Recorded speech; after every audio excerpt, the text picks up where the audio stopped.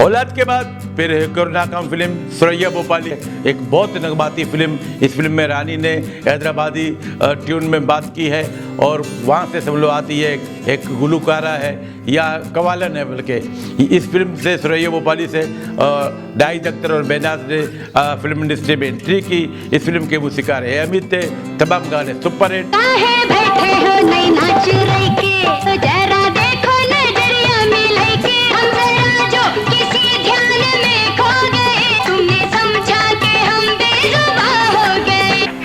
जिंदगी खरीदने जा रहे हो लेकिन मौत तुम्हारा रास्ता रोके खड़ी है। तुम चुप रहो भैया। इन हाथों ने बंदूक थामी, उन हाथों में दांत दबा खून हमारी रगों में निकाल उठा है। यूसुफ का दुश्मन मेरा दुश्मन, अगर आप उनकी नहीं रही फिर आपका वजूद मेरे लिए काबिल एहतराम नहीं रहा। जिस तरफ आँख उठाओ तेरी तस्वीर है।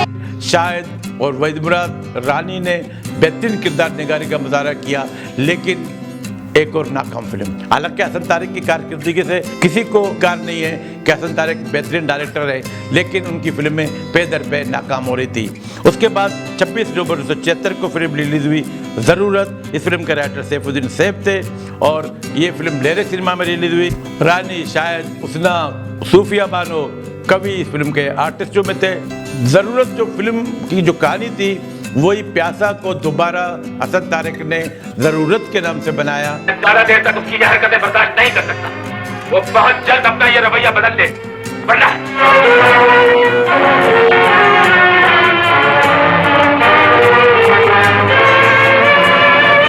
दरअसल मेरी मैं गरीब आदमी की खूबसूरत बेटी थी। सेठ साहब ने जज्बात में आके शादी करी। साहब जी, हमारे मोहल्ले में एक लड़की रहती है, बहुत मरती है आप पर।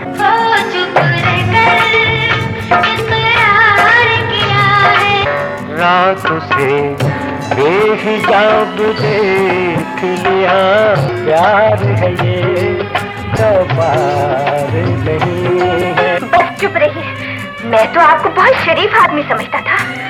यूँ लगता है जैसे तेरे दिल में कोई बात जरूर है। बात क्या होनी है जी? अगर मुझे मालूम होता कि आप इस किस्म की हरकतें करें। और ये वो दौर था जब भुट्टो का दौर था, तो उनका नारा बड़ा मशहूर था, रोटी कपड़ा और मकान। और ज़रूरत फिल्म में हसन तारिक ने इसी चीज़ को डाल दिया कि सबको मिलेगा मेरी जान, रोटी कपड़ा और मकान।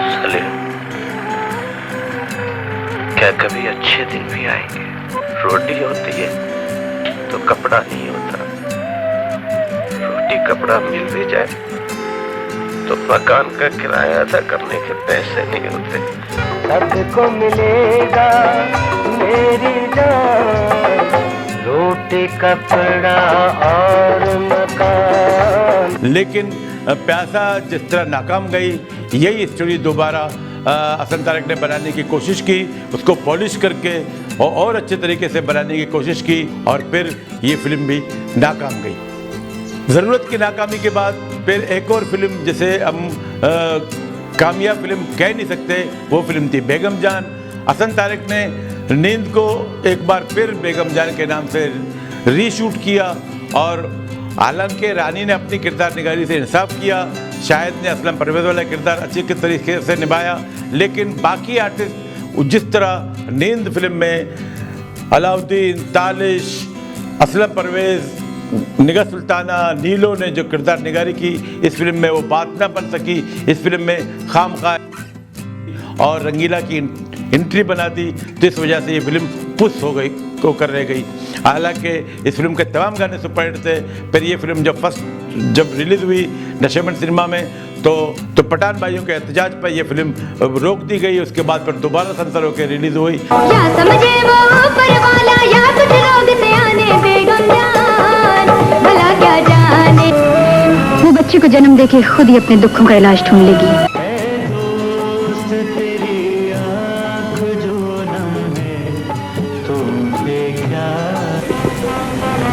पागल है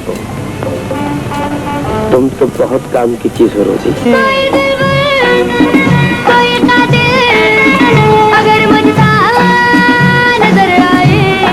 खूबसूरत से गाने, खूबसूरत डायलॉग, एक हाई क्लास की फिल्म थी। बहुत सी नाकाम फिल्मों के बाद फिर एक और अच्छी फिल्म, लेकिन इस फिल्म के साथ नाइंसाफी ये हुई कि ये फिल्म अप्सरा सिनेमा में रिलीज हुई। अप्सरा सिनेमा में लॉन्ग रन बहुत कम फिल्में चलती हैं, लेकिन फिर भी इस फिल्म ने कामयाबी हासिल की और वो फिल्म थी कालू। जी हाँ, शुरू में ये कालू मकरानी के नाम से बन रही थी। इस फिल्म की कहानी बड़ी अच्छी थी। जी हाँ, जिस तरह उन्होंने हसन तारिक ने क्या सोचकर, सैफुद्दीन सैफ इस फिल्म के प्रोड्यूसर थे, क्या सोचकर उन्होंने जो लियारी का जो माहौल बना दिया था, लियारी में तमाम कौमियतें एक साथ रहते हैं। इसमें पठान, पंजाबी, पश्तो, सिंधी, मकरानी, बलोच तमाम इस इलाके में रहते हैं। तो इसी तरह अगर इस फिल्म को हम लियारी की सूरत में रखें या हम पाकिस्तान की, तो यही कहानी थी। बड़ी अच्छी स्टोरी थी। इस फिल्म में मोहम्मद अली ने एक मकरानी का किरदार अदा किया था और फिर कवि ने भी तालिश में पठान बने हुए थे, साकी सिंधी, खालिद अली मोटा पंजाबी, मतलब तमाम अदाकारों ने अपने किरदार निगारी का मुजाहरा किया। शाहिद का प्यार इस फिल्म में कविता के साथ है। इस फिल्म में अलाउद्दीन इस चौक पे बैठे हुए कलाम गाते रहते हैं। अब ये देखें कि कालू जिस वक्त बन रही थी, इस वक्त हमें ये पता नहीं था कि पाकिस्तान में जो पश्तो बोलने वाले जो दो लोग रहते हैं, एक अफगानी और एक पठान। अब हमें इन चीज़ का पता नहीं था, लेकिन इस फिल्म ने हमें वो बता दिया कि ये दोनों अलग अलग हैं। इस फिल्म का एक सीन है जो मैं आपको बताता हूँ कि इलियास कश्मीरी तालिश से कहता है कि हम दोनों पठान हैं। बोलता है नहीं, तालिश कहता है कि नहीं, मैं पठान हूँ। और शेरखान, दरअसल बात यह है, तुम आधा वाला हिस्सा जिसमें रहता है, हम उसको खरीदना चाहता है। अच्छा, तुम खरीदेगा तो फिर ये छोटा छोटा बच्चा लोग किधर जाएगा? इधर मजदूर है, ये छोटा छोटा दुकानदार है, ये सब किधर जाएगा? तुम्हें उनसे क्या? कोई पंजाबी है, कोई बिकरानी है, कोई सिंधी है, उर्दू बोलने वाला है, हम उन सबको निकाल देगा। मगर तुम्हारा बात दूसरा है, तुम हमारे भाई है, हम भी पठान है, तुम भी पठान है। हम तो पठान है, मगर अफसोस का बात यह है कि ना तुम पठान है, ना मुसलमान है, ना इंसान है। अच्छा, इसी तरह हमारा माँ है, हमारा बाप है, हमारा भाई है, हमारा बहन है, हमारे बिल्लो है, सब जिंदा है। कालू, हमको भूल गया है क्या? हम तेरे कुछ नहीं लगते? कुछ नहीं लगता सही। तुम 10 साल हमारे को आवाज दिया है, कालू वापस आ जाओ, वापस आ जाओ। जब हम वापस आया तो तुमने क्या किया है? कानून हमारे को बेगुनाह इधर से निकालता है, तो तुम कुछ नजर नहीं आता। बड़ी अच्छी फिल्म थी, बहुत खूबसूरत सी फिल्म थी, तमाम गाने अच्छे थे। इस फिल्म की ज़्यादातर शूटिंग कराची में हुई थी और अगर अप्सरा के अलावा ये किसी और सिनेमा में रिलीज़ होती तो ये फिल्म ज़्यादा कामयाबी हासिल करती। गोल्डन जुबली से ये महरूम रह गई। अब फिर इसके बाद हम आते हैं हसन तारिक की नाकाम फिल्मों की तरफ, लेकिन खूबसूरत आई क्लास सुपर क्लास फिल्म माज़ी अल मुस्तकबिल की बात करते हैं, जो 7 जुलाई 1978 को रिलीज हुई। जिंदगी तूने हर कदम पे मुझे एक सपना नया दिखाया है। कितनी खूबसूरत सी फिल्म ये। इस फिल्म का मेन थिएटर बम्बिनो था, राइटर सैफुद्दीन सैफ, शायर भी सैफुद्दीन सैफ, मूसीकार ए हमीद। इस फिल्म के ज़्यादातर शूटिंग कराची में हुई थी। शाहिद ने वेटर का किरदार जिस उम्दगी से अदा किया। जिंदगी तूने हर कदम पे मुझे एक सपना नया दिखाया है। वैसे तो ये फिल्म बाबर शरीफ और कवि की भी फिल्म थी, निहार सुल्ताना की भी फिल्म थी। इस फिल्म की किस किस चीज की तारीफ करें? सुनो जी मैडम जी। नाराज हो गए? कोई मनाने वाला नहीं जी, इसलिए नाराज नहीं होता। तुम्हें कोई मनाने वाला नहीं और मुझे कोई नाराज करने वाला नहीं, इसीलिए तो दोस्ती है तुम्हारे साथ। जख्मी कहते हैं मुझे। अरे जख्मी हो तो जाओ किसी अस्पताल, यहाँ क्या लेने आते हो? हाँ, सिर्फ औरतों के जिस्म नीलाम होते हैं। हर इंसान की कोई ना कोई कीमत होती है। इंसानों की आजादी के इस दौर में भी इंसान बिकता है हामिद से। जिंदगी तूने हर कदम पे मुझे। अच्छा, इस फिल्म के बारे में अपने एक और बात शेयर कर दूं कि मेरे चंद दोस्त ऐसे थे कि शाम को 6-7 बजे जमा होते थे, 8 बजे अपने घर से निकलते थे। मैं चौक के लियारी में रहता हूं, तो साइकिल पे जाते थे रेक सिनेमा में। जब तक कि फिल्म 1 वीक वहाँ पे चलती रही, तो 1 वीक रोज़ाना यहाँ से लास्ट शो में जाकर साइकिल पे जाते थे, फिल्म देखते थे, रोज़ाना आते थे। ये 7-8 दोस्तों का एक टोला था जिन्होंने कंटिन्यू लगातार बाज़ी अल मुस्तकबिल को देखा, सिर्फ इस गाने की वजह से कि ज़िंदगी तूने हर कदम पर मुझे एक सपना नया दिखाया। कभी हमको खुशी का रंग दिया, कभी हंसते हुए रुलाया। इसके बाद जो अगली फिल्म आती है वो थी सीता मरियम मार्गरेट, जो ईद पे रिलीज हुई। एक बहुत खूबसूरत सी फिल्म, लेकिन ये फिल्म नाकाम गई। इस फिल्म के तमाम गाने सुपरहिट। जाने मैं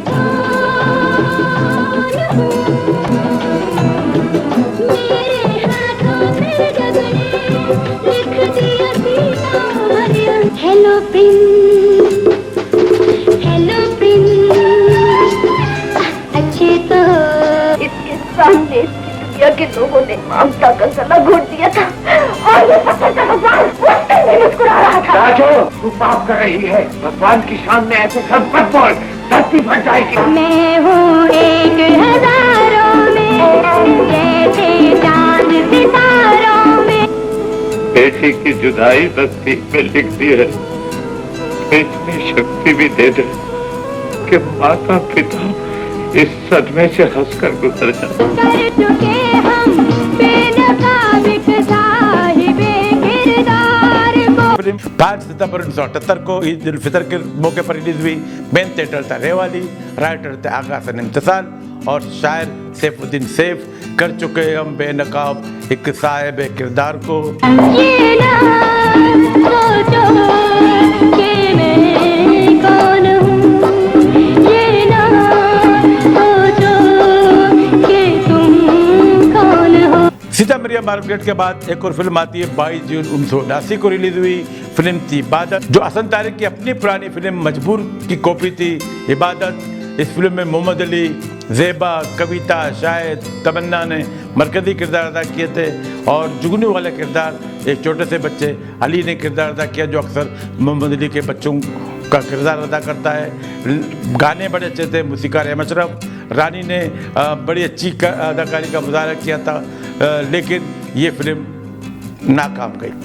मैं तो हैरान हूँ कि ताहिर आप इतनी जल्दी मानूस कैसे हो गया। बच्चा दरअसल उसे मानूस होता है जो उसे प्यार करे। तू है खून डाली, तेरा प्यार है मेरे साथ।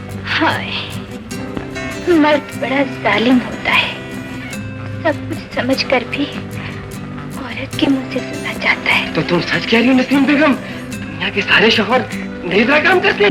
कुछ तुम करीब आओ, कुछ हम जनाबे आले। बेटे की यार मैं शिकार खेल रही हूँ। अम्मी जान, जबान संभाल के बात कीजिए।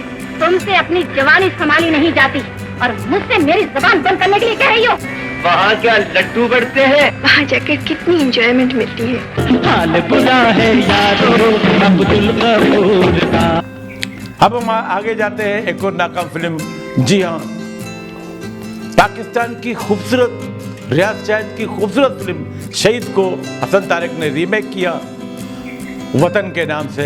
अब मैंने जैसे लैला मजनू के बारे में कहा था कि लोग अब इन बातों को मानते नहीं है, एक्सेप्ट ही नहीं करते कि आज के दौर में खेमे वाले घर और ये सारी चीज़ें और वतन, हालांकि बहुत खूबसूरत सी फिल्म थी। इस फिल्म में मोहम्मद अली ने और बेहतरीन अदाकारी का मुजाहरा किया, रानी ने, शायद नमी ताज। उस फिल्म में हसन तारिक ने यह भी किया कि दिलजीत मिर्ज़ा और तालिश ने जो किरदार फिल्म शहीद में किए थे वो दोबारा इस फिल्म में उन्हीं से वो किरदार करवाए और साकी वाला किरदार नदीम से करवाया, लेकिन ये फिल्म वो कामयाबी हासिल न कर सकी। ये फिल्म ईद पे रिलीज हुई थी 22 अगस्त 1981 को।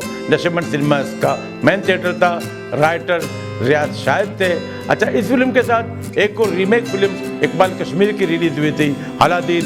हालांकि इस फिल्म में फैसल और बाबर शरीफ मरकजी किरदार कर रहे थे और अदीब, लेकिन वो फिल्म इससे ज़्यादा कामयाब गई। वो पुरानी फिल्म अदार दास्तान का रीमेक था और ये शहीद का, लेकिन वो फिल्म ज़्यादा कामयाब गई। अब वतन जैसी नाकाम फिल्म के बाद हसन तारिक तो समझ लो के बैठ गए। तो काफ़ी टाइम के बाद उनकी तबीयत भी ख़राब होने लगी।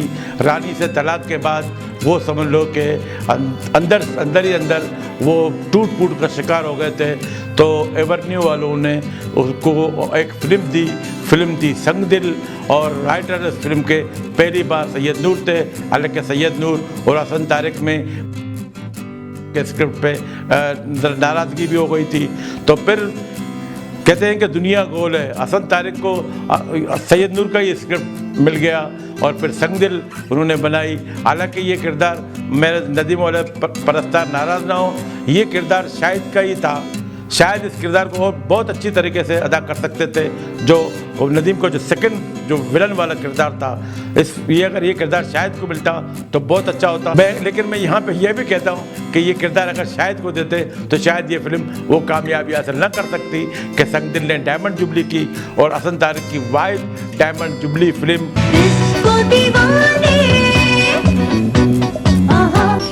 आप अपनी बेटी को हमारी मम्मी बना दीजिए, हमारे पापा इनको फूलों की तरह रखेंगे।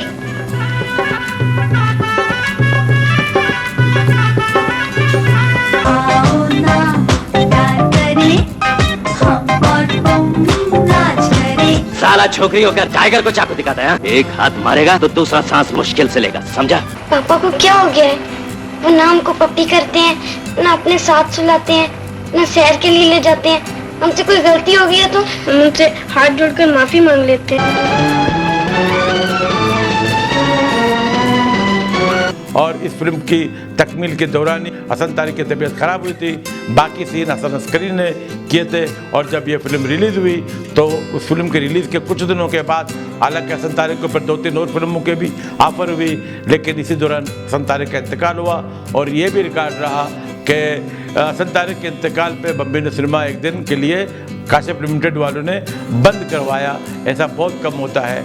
और यूँ हसन तारिक बहुत सी नाकाम और कुछ सुपर क्लास फिल्मों के डायरेक्टर हसन तारिक की कहानी को हम यहीं पे ख़त्म करते हैं। लेकिन चंद बातें जो आपके साथ मैं शेयर करता हूँ वो यूँ हैं। हसन तारिक ने 3 शादियाँ की। पहली एमी मनवाला से, जी हाँ, एमी मनवाला अदाकार फोमी की बहन थी।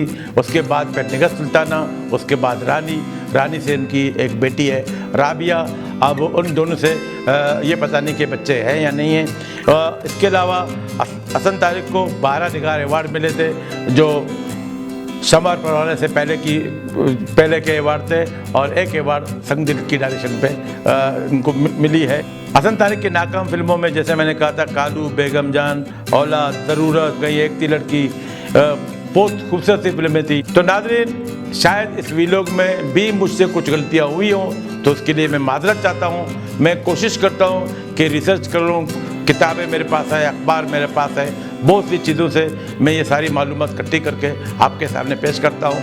मैं इंसान हूँ, मुझसे गलतियाँ हो भी जाती है तो इन्हें दरगुजर कीजिएगा और निशानदेही कीजिए ताकि मैं अगले प्रोग्राम में उनका बदावा कर सकूँ और उन चीज़ों को आपके सामने दोबारा सही तौर पर पेश कर सकूँ। नाज़रीन, अगले प्रोग्राम तक के लिए बले को इजाज़त दीजिए। अल्लाह हाफिज़।